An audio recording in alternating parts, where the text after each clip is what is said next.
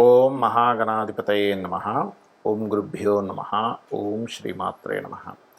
పరమేశ్వర స్వరూపమైనటువంటి జ్యోతిష, వాస్తు మరియు ఇతర అనేకమైనటువంటి శాస్త్రములను మనకు అందించినటువంటి మహర్షులకి నమస్కారం. హయగ్రీవ హయగ్రీవ హయగ్రీవేతి యో వదేత్ తస్స నిస్సరతే వాణి జన్హుకన్యా ప్రవాహవత్. అరుణాం కరుణాతరంగితాక్షీం ధృతపాశాంకుశపుష్పబాణచాపాం అనిమాదిభిరావృతాం మయూకైః అహమిత్యేవ విభావయే భవానీం. శ్రీమాత్రే నమః.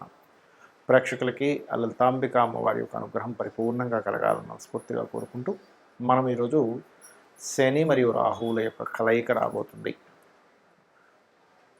మార్చ్ ఎండింగ్ నుంచి, అంటే ఆల్మోస్ట్ ఏప్రిల్ స్టార్టింగ్ నుంచి కూడా మార్చ్ ఎండింగ్లో మారుతున్నారు. 31వ తేదీ దగ్గరలో శని రాహు దగ్గరికి వెళ్ళి కలుస్తున్నాడు. ఈ శని రాహువులు ఇద్దరు కూడా మనకి మీనరాశిలో కలిసి ఉన్నందుకు ఇది ఏప్రిల్ మరియు మే, పూర్తిగా ఏప్రిల్ మొత్తము మే మొత్తము కలిసి ఉంటారు. 2 నెలల పాటు ఉండేటువంటి ఈ కలయిక వల్ల ద్వాదశ లగ్నముల వారికి, లగ్నం తెలియని వారు రాసి చూసుకోండి, వారికి ఎటువంటి ఫలితములు జరగనున్నాయి, ఏ విషయాల పట్ల జాగ్రత్తగా ఉండాలి, మరియు ఈ గోచారం దేశాల మీద లేనట్లయితే మిగతా వాటి మీద ఎలాంటి ప్రభావం చూపిస్తుంది అనేటువంటి విషయాలు చెప్తుంది. నేనైనప్పటికీ కూడా చెప్పిస్తుంది సాక్షాత్ లలిత అమ్మవారిగా భావిస్తూ ఒక్కొక్క లగ్నం గురించి మనం తెలుసుకుందాం.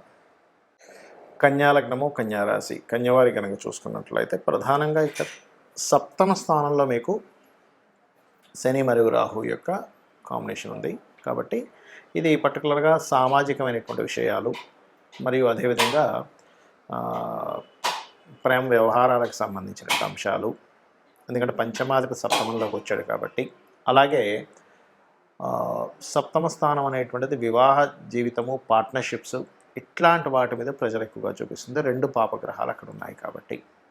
అలాగే గతంలో ఎప్పటి నుంచో కొన్ని నేను చేయలేకపోతున్నాను, ఆటంకాలు కలుగుతున్నాయటువంటి విషయాల్లో మాత్రం పాజిటివ్ ఫలితాలు ఇస్తుంది ఈ గ్రహాలు అక్కడ ఉన్నప్పుడు. కాకపోతే మీరు ఏదైనా ఇప్పుడు చూడండి, ఇవాళ రేపు యూట్యూబ్స్లో కానీ లేనట్లయితే కొన్ని వాటిలో మనం చేస్తూ ఉంటాం. అంటే కొన్ని వీడియోస్ చేసేటువంటి వారు సామాజిక సంబంధించిన విషయాల్లో కొంత వ్యతిరేకత వస్తుందనేటువంటి దృష్టిలో పెట్టుకొని యూట్యూబ్స్లో కావచ్చు, ఎనీ ప్లాట్ఫామ్, ఈ డిజిటల్ ప్లాట్ఫామ్స్ మీద చేసేటువంటి విషయాల్లో ఆ యొక్క జాగ్రత్త ఖచ్చితంగా తీసుకోవాలి. అలాగే మరొక విషయం ఏంటంటే, ఇక్కడ ఈ 7వ స్థానం అనేటువంటిది జీవిత భాగస్వామిని ఎంపిక చేసుకునే స్థానంగా కూడా చెప్తూ ఉంటారు. సహజంగా ఈ కాంబినేషన్స్ ఉన్నప్పుడు ఒక్కొక్కసారి డెసిషన్ తీసుకునేటప్పుడు వివాహ జీవితం లేదా జీవిత భాగస్వామి వివాహం చేసుకుందాం అనుకునేటువంటి డెసిషన్స్ తీసుకునేటప్పుడు, లేదా ఏదైనా ఒక బిజినెస్ స్టార్ట్ చేస్తూ పార్ట్నర్స్ని ఎంపిక చేసుకునేటువంటి విషయంలోని, లేదా అడ్వర్టైజ్మెంట్ మార్కెట్లోకి వెళ్ళేటువంటి విధి విధానాల్లోని ఒక్కొక్కసారి ఇది ఏమవుతుందంటే శని రాహులు కలయిక ఉన్నప్పుడు ఒక సునామీ సృష్టిస్తుంది. ఒక్కోసారి అద్భుతంగా వెళ్తుంది, ఒక్కోసారి అయ్యో ఏదో ఊహించుకున్నది కూడా దాన్ని తగ్గిస్తూ ఉంటుంది. కాబట్టి ఈ యొక్క విషయంలో కాస్త జాగ్రత్తగా ఉండండి.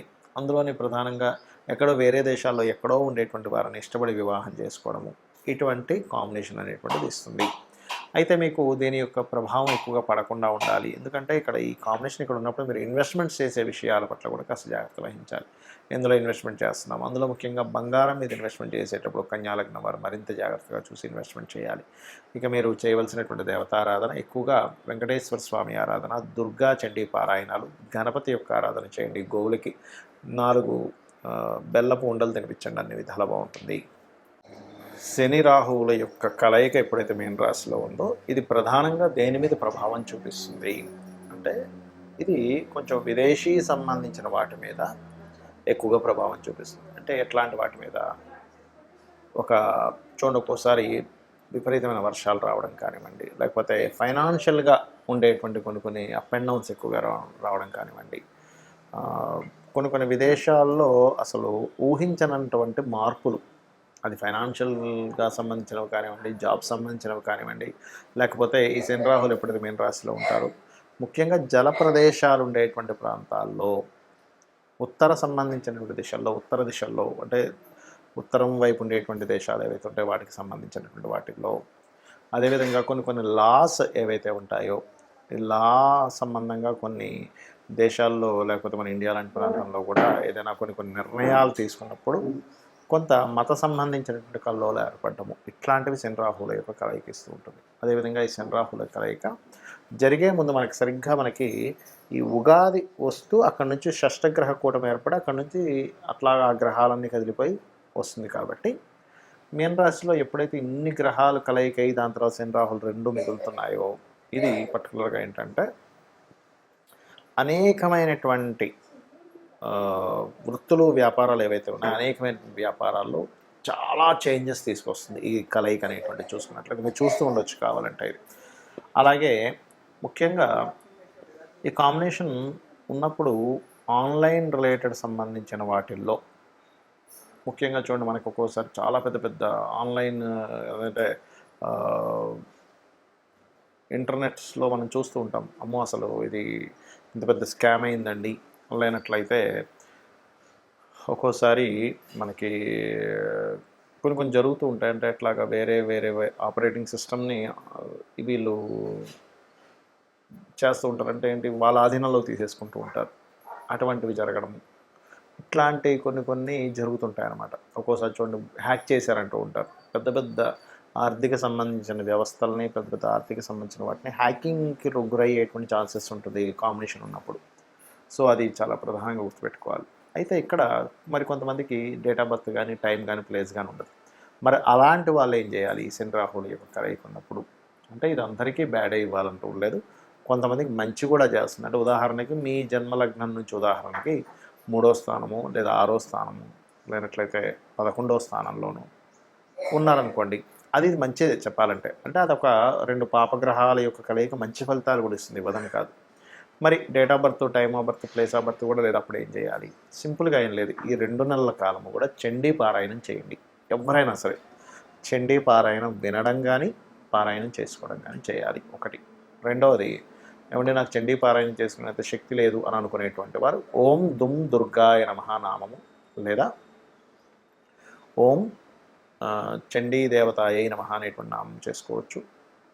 ఎందుకంటే ఈ రాహు అనేటువంటిది పొగ, ఈ రాహు అనేటువంటిది ఇన్ఫెక్షన్స్, ఈ రాహు అనేటువంటిది కనబడకుండా ఉండేటువంటి లక్షణాలు కలిగినటువంటిది రాహు. ఛాయాగ్రహాలు అంటూ ఉంటారు, నోట్స్ అంటూ ఉంటారు.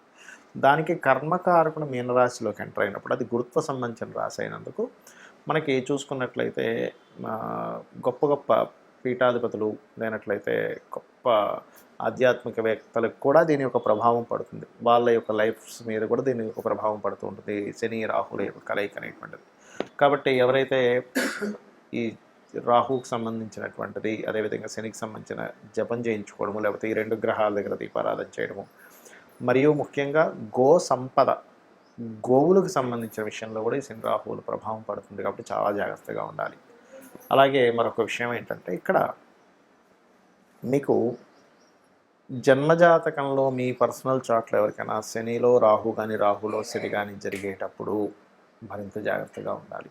ఎందుకంటే ఈ కాంబినేషన్స్ ఎవరికైనా మాకు శని మహర్దశలో రాహు అంతర్దశ నడుస్తుందండి, రాహులో శని నడుస్తున్నాడు, లేకపోతే ప్రత్యంతర దశలు అంటారు, అంటే దశాభుక్తి అంతరము ఆ 3rd స్టెప్స్లో పర్టికులర్గా జరిగినప్పుడు ఆ పర్టికులర్ టైంలో ఏంటంటే కొన్ని నిర్ణయాలు తీసుకునేటప్పుడు డెసిషన్స్ అంటూ ఉంటారు. డెసిషన్స్ తీసుకునేటప్పుడు కాస్త జాగ్రత్తగా డెసిషన్ తీసుకోవాలి. ఇక మీరు ఈ యొక్క కలయిక ఉన్నంతకాలము కూడా వీలైనంత మటుకు రెగ్యులర్గా ఆలయాలకు వెళ్ళొస్తూ ఉండండి. చేసినట్లయితే మీ మీద ఎటువంటి ప్రభావం ఉండదు. శ్రీమాత్రే నమః.